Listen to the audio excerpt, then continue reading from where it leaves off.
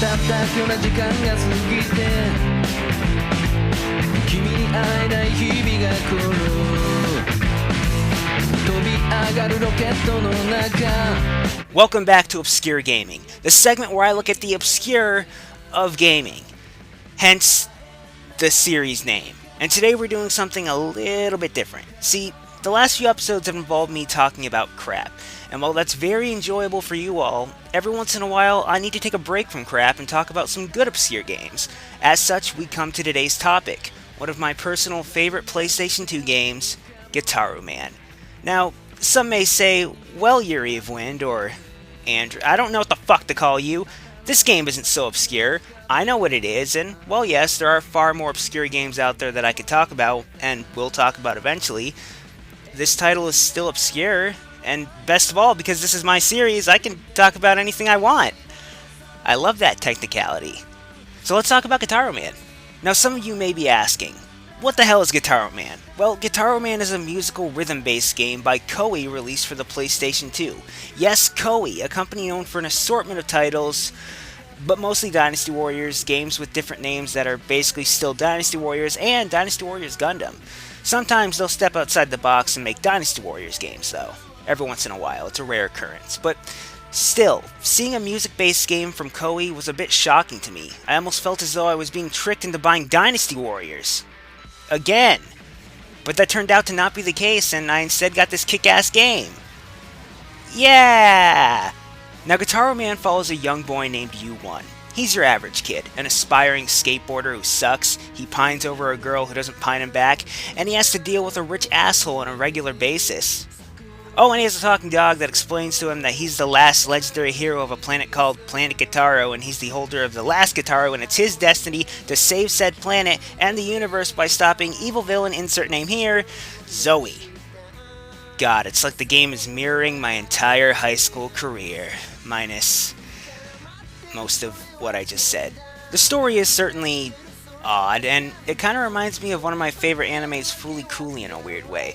Maybe it's the guitar thing, or how Japanese-tacular the game seems, but that's not a bad thing, because for what it is, the story is enjoyable, though it is hindered by some not-so-good voice acting, but that's okay, because what really sold me on this game wasn't the story, but the gameplay. As I stated, Gitaroo Man is a musical rhythm-based game. Each stage is broken up into different sections, such as Charge, which will let you build up energy, Attack, which will let you attack, and Guard, which will let you guard, and so on and so forth. Really, I just break the gameplay down into two sections. Follow a line and hit X or O, whatever you want to hit, and crazy quick time event time. The follow the line section will have you follow the direction of a line, and when prompted, you hit a button which will play a note. The quick time event portion will have the face buttons flying at you, and your job is to hit the correct button.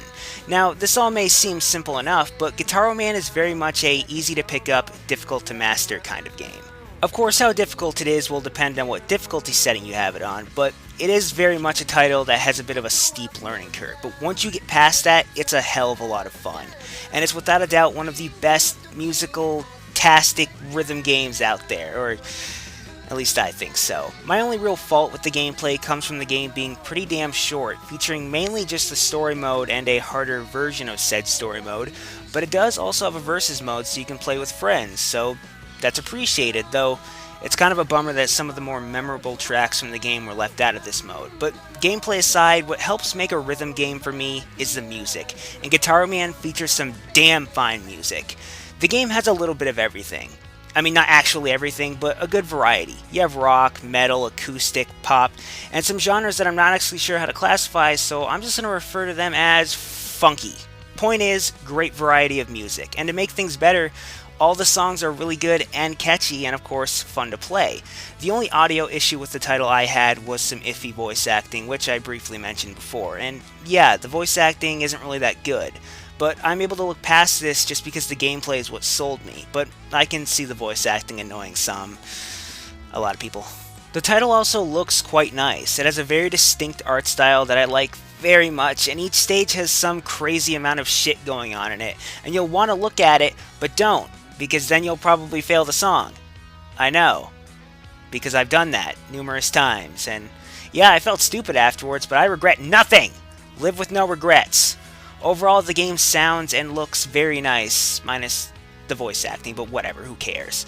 So that's Gitaroo Man, an awesome little obscure game for the PlayStation 2. I definitely recommend this game for those even remotely interested. Granted, you could track it down. The game saw a very limited initial release, and despite seeing a reprint a few years after its original release, it's still not the most common game to come by. But if you can find the PlayStation 2 or PSP version of the game for a reasonable price, not $100, I'm looking at you eBay, I saw that listing, and you're into these kind of games, I say give it a try. You probably won't be disappointed. Maybe. I'm not you. I can't really make these calls, but I don't think you'll be disappointed. Maybe. This has been Obscure Gaming. Thanks for watching, and don't worry, I have lots of crap lined up for future episodes. I hope you're happy.